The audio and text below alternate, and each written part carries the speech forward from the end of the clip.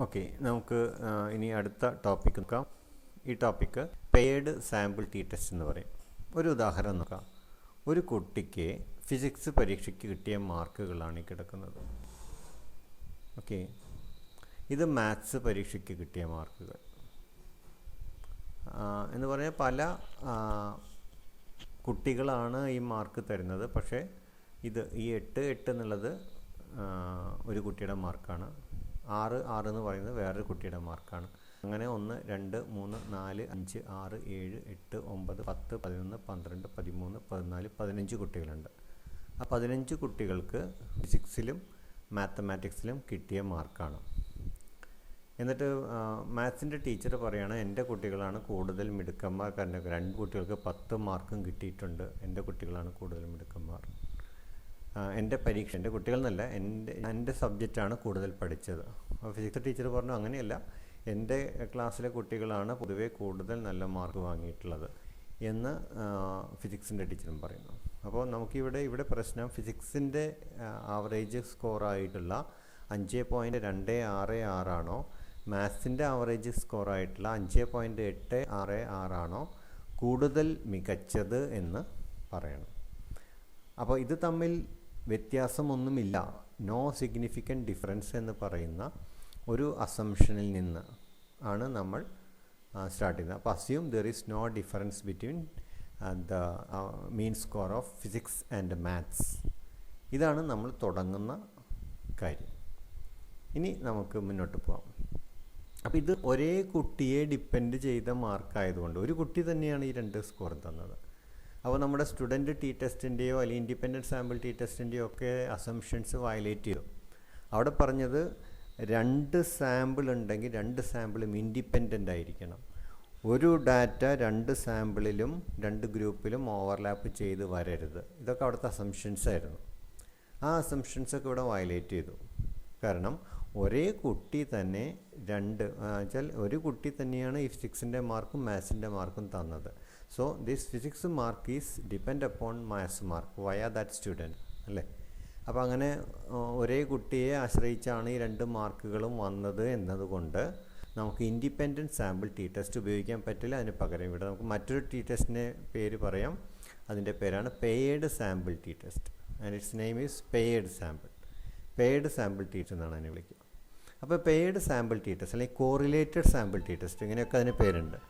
ഈ പേരുകളിലൊക്കെ നമുക്ക് ഈ ഒരു ടെസ്റ്റിനെ വിളിക്കാവുന്നതാണ്. Paired sample T test or correlated sample T test.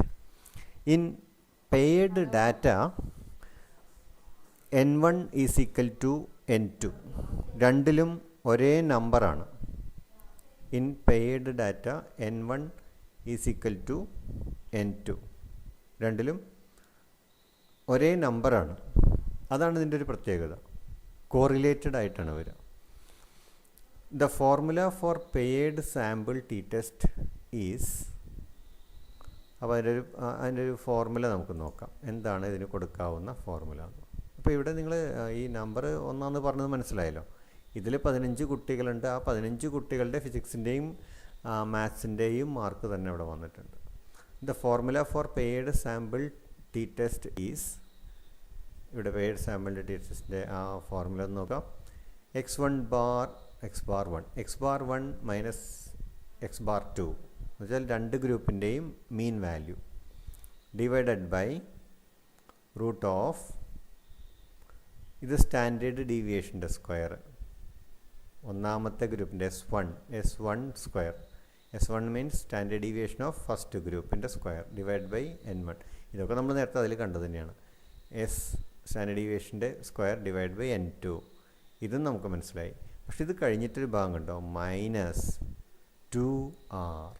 ഈ 6 നമ്മളിപ്പോൾ ഇവിടെ അടുത്തൊന്നും കണ്ടതില്ല, പക്ഷെ കുറച്ച് മുന്നേ നമുക്കിത് ഓർമ്മയുണ്ട്. എന്താണ് 6 എന്ന് പറഞ്ഞു കഴിഞ്ഞാൽ? കോറിലേഷൻ. എന്തിൻ്റെ കോറിലേഷൻ? ഈ 2 പെയ്ഡ് ഡാറ്റയും തമ്മിലുള്ള കോറിലേഷൻ വാല്യൂ കൂടി നമുക്കിവിടെ കാണണം. എന്നുവെച്ചാൽ ഈ സെറ്റ് ഡാറ്റയും തമ്മിലുള്ള കോറിലേഷൻ കിട്ടിയാലാണ് നമുക്കിത് ഈ ഫോർമുലയിൽ ഇത് അപ്ലൈ ചെയ്യാൻ പറ്റും. ഇനി അത് കഴിഞ്ഞിട്ട് into S1 divided by root n into S2 divide by root n2. ഇതാണ് ഈ ഫോർ. അപ്പോൾ ഇത് നമ്മൾ ആദ്യം മൾട്ടിപ്ലൈ ചെയ്യണം, അതിനോട് ഈ 2r കൂടി മൾട്ടിപ്ലൈ ചെയ്തിട്ട് ഈ ടേം കറക്റ്റ് ചെയ്യണം, എന്നിട്ട് ഈ രണ്ട് ടേമും കൂടി ആഡ് ചെയ്യണം, ഇതിൽ നിന്ന് ഇത് മൈനസ് ചെയ്യണം. ഇങ്ങനെ വേണം ചെയ്യാൻ. ഓക്കെ, ഇവിടെ മൾട്ടിപ്ലിക്കേഷൻ വന്നുകൊണ്ട് ഇത് ആദ്യം ചെയ്യണം. അതല്ലാതെ ഈ ടേമുകൾ ആഡ് ചെയ്ത് അതിന്ന് -2r ചെയ്തതിന് ശേഷം ഇതുകൊണ്ട് മൾട്ടിപ്ലൈ ചെയ്യരുത്. നമുക്ക് ബോഡ് മാസ് റൂൾ അനുസരിച്ച് ഈ മൾട്ടിപ്ലിക്കേഷൻ സ്റ്റെപ്പുകൾ, ഈ റൂട്ട് ആദ്യം കാണണം, ഈ ഡിവിഷൻ കാണണം, ഈ രണ്ട് ടേം മൾട്ടിപ്ലൈ ചെയ്യണം, അതിൻ്റെ കൂടെ 2r മൾട്ടിപ്ലൈ ചെയ്യണം, എന്നിട്ട് ഇത് രണ്ടും കൂടി ആഡ് ചെയ്തിട്ട് ഈ ടേം അതിൽ നിന്ന് മൈനസ് ചെയ്യണം. ഇവിടെ മുകളിൽ ഇത് മൈനസ് ചെയ്യണം. അപ്പോൾ നോമിനേറ്റർ ആവും, ഇതിൻ്റെ ഇത്രയും റൂട്ട് കാണുമ്പോൾ ഡിനോമിനേറ്റർ ആവും. ഇത് ഇവിടെയൊക്കെ നമുക്ക് വേണമെങ്കിൽ തെറ്റുകൾ പറ്റാം, അതുകൊണ്ടാണ് ഞാനിപ്പോൾ പറയുന്നത്. ബോഡ് മാസ് റൂൾ വെച്ചിട്ട് നമുക്ക് ഇവിടെയൊക്കെ തെറ്റുകൾ പറ്റാം. ഇനി ഒരു എക്സാമ്പിൾ നോക്കാം. Find out the significant difference between the following data. അപ്പോൾ ഞാൻ പറയുന്നത് ഈ ഒരു ഡാറ്റ വെച്ചിട്ട് നിങ്ങൾ ചെയ്ത് നോക്കാം. ഇപ്പോൾ ഇവിടെ അതിൻ്റെ ഒരു ഉത്തരമൊന്നുമില്ല. ഈ ഫോർമുല വെച്ചിട്ട് ഇവിടെ മീൻ വരെ കണ്ടെത്തി വെച്ചിട്ടുണ്ട്. നിങ്ങൾക്ക് കോറിലേഷൻ കാണാം. കോറിലേഷൻ കണ്ടിട്ട് സ്റ്റാൻഡേർഡ് ഡീവിയേഷൻ കണ്ട് നമ്പർ 15 അത് വെച്ച് ഇവിടെ ഒരു ഫോർമുലയിൽ വേണമെങ്കിൽ ഒരു മെച്ചം n1 = n2 എന്ന് പറഞ്ഞിട്ട് ഇവിടെ n1 എന്നും n2 എന്നും എഴുതണ്ടേ, ജസ്റ്റ് n എഴുതിയാലും കറക്റ്റാണ്. ഓക്കെ, ഇനി മറ്റൊരു ക്വസ്റ്റ്യൻ, ഇതുമായിട്ട് ബന്ധപ്പെട്ട് വേറൊരു ക്വസ്റ്റ്യൻ ഇതിൻ്റെ താഴെയുണ്ട്, കുറച്ച് നേരം ഞാൻ ഡിസ്പ്ലേ ചെയ്യുന്നുണ്ട്. ഈ ക്വസ്റ്റ്യൻ കൂടി എഴുതിയെടുത്ത് അതും ചെയ്യുക. ഇതിപ്പോൾ ചെയ്യുന്ന സ്റ്റെപ്പ് തന്നെയാണ് ഇവിടെ വിശദീകരിച്ചിട്ടുള്ളത്. ഇതിൻ്റെ ഒരു മെച്ചം, ഇപ്പോൾ ഈ പ്രോബ്ലത്തിൻ്റെ ഒരു മെച്ചം, ഇവിടെ 6 തന്നിട്ടുണ്ട്. ഓക്കെ, നമ്പർ 20 എന്ന് തന്നിട്ടുണ്ട്, റൈറ്റ്. സ്റ്റാൻഡേർഡ് ഡീവിയേഷൻ 7 തന്നിട്ടുണ്ട്. സ്റ്റാൻഡേർഡ് ഡീവിയേഷൻ രണ്ടാമത്തെ ഗ്രൂപ്പിൻ്റെ സ്റ്റാൻഡേർഡ് ഡീവിയേഷൻ തന്നിട്ടുണ്ട്. x1 ബാർ തന്നിട്ടുണ്ട്, x2 ബാർ തന്നിട്ടുണ്ട്, കോറിലേഷൻ തന്നിട്ടുണ്ട്, ഡിഗ്രീസ് ഓഫ് ഫ്രീഡം n-1 ആണ് തന്നിട്ടുണ്ട്. എല്ലാ ഡാറ്റയും ഇവിടെ ഉണ്ട്. ഓക്കെ, നമ്മൾ ജസ്റ്റ് ഈ ഫോർമുലയ്ക്ക് അപ്ലൈ ചെയ്താൽ മതി. അപ്ലൈ ചെയ്യുന്നത് നോക്കുക എങ്ങനെയാണെന്നുള്ളത്. ഇവിടെയുള്ള ഈ 53.2 49.8 53.2 49.8 അവിടെ മുകളിൽ എഴുതി. ദെൻ ഇവിടെ സ്റ്റാൻഡേർഡ് ഡീവിയേഷൻ 7, സ്റ്റാൻഡേർഡ് ഡീവിയേഷൻ 6. അപ്പോൾ സ്റ്റാൻഡേർഡ് ഡീവിയേഷൻ 7ൻ്റെ സ്ക്വയർ, സ്റ്റാൻഡേർഡ് ഡീവിയേഷൻ 6ൻ്റെ സ്ക്വയർ, നമ്പർ ഇവിടെ വന്നിട്ടുണ്ട്. ഇത് കോറിലേഷൻ വാല്യൂ r = 0.6 തന്നിട്ടുണ്ട്, അതിവിടെ ഇട്ടിട്ടുണ്ട്. നമ്പർ 20. അപ്പോൾ ഇനി ഇത് ആദ്യം കാണും, ഇത് അതിനുശേഷം കാണും, ഇത് രണ്ട് മൾട്ടിപ്ലൈ ചെയ്യും, അതിൻ്റെ കൂടെ ഇത് മൾട്ടിപ്ലൈ ചെയ്യും, അതിൻ്റെ കൂടെ ഇതുകൊണ്ട് മൾട്ടിപ്ലൈ ചെയ്യും. അതായിരിക്കും ഇൻ്റെ അടുത്ത് ചെയ്തിട്ടുണ്ടാവുക. കുട്ടി നോക്കാം നമുക്ക്. ഇവിടെ ഇത് മൈനസ് ചെയ്തു, നോമിനേറ്റർ മൈനസ് ചെയ്ത് ഇവിടെ എഴുതി. ഡിനോമിനേറ്ററിൽ ഇത് 7ൻ്റെ സ്ക്വയർ 49 20 36 20 എഴുതി, മൈനസ് ഇത് മൾട്ടിപ്ലൈ ചെയ്തു 2 × 0.1.2 ആക്കി. ദെൻ ഈ ടേം അവിടെ റൂട്ട് കണ്ടു, റൂട്ട് 20 4.47 റൂട്ട് 20. ഓക്കെ, അഗെയിൻ അത് തന്നെ എഴുതിയിട്ടുണ്ട്. അടുത്ത സ്റ്റെപ്പിൽ ഓക്കെ, ഇത് ഡിവൈഡ് ചെയ്തു, അതിവിടെ എഴുതിയിട്ടുണ്ട്. ഇത് ഡിവൈഡ് ചെയ്തു, അതിവിടെ എഴുതിയിട്ടുണ്ട്.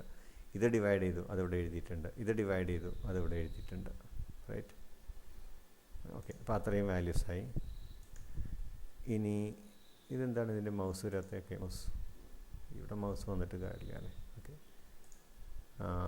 നൗ ഇവിടെ ഹാൻഡ് തന്നെയാണ് നല്ലത്, ഹാൻഡ് ടൂൾ. അപ്പോൾ ഇവിടെ കാണാമല്ലോ, റൈറ്റ്.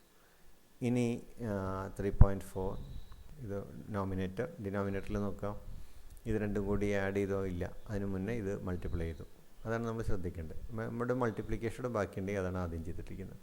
അപ്പോൾ ഇത് ഇത്രയും ചെയ്തപ്പോൾ 2.516 കിട്ടിയിട്ടുണ്ട്. ഈ രണ്ട് ടേം ഇപ്പോഴും അവിടെ കിടക്കുകയാണ് അതേപോലെ. ഓക്കെ, ഇനി ഇതുകൊണ്ട് ബോഡ് മാസ് ഇവിടെ എഴുതി വെച്ചതാണ്, അതുകൊണ്ടാണ് ബോഡ് മാസ് തെറ്റിക്കരുതെന്ന് അറിയാൻ വേണ്ടി. Okay, right. ദെൻ 3.4 ഇത് രണ്ടും കൂടി ആഡ് ചെയ്തു, അതിന് ഇത് മൈനസ് ചെയ്യുന്നു. അത് മൈനസ് ചെയ്ത വാല്യൂ ഇവിടെ എന്താ കൂടി കൂട്ടി എഴുതിയിട്ട് കാണുന്നില്ല. ഓക്കെ, ഇത് മൈനസ് ചെയ്ത് നോക്കിയാൽ മതി, കൃത്യം വാല്യൂ ഇവിടെ കിട്ടും. എന്നിട്ട് അതിൻ്റെ റൂട്ട് കാണാം, ആ റൂട്ട് കണ്ട വാല്യൂ ഇവിടെ ഉണ്ട് 1.316.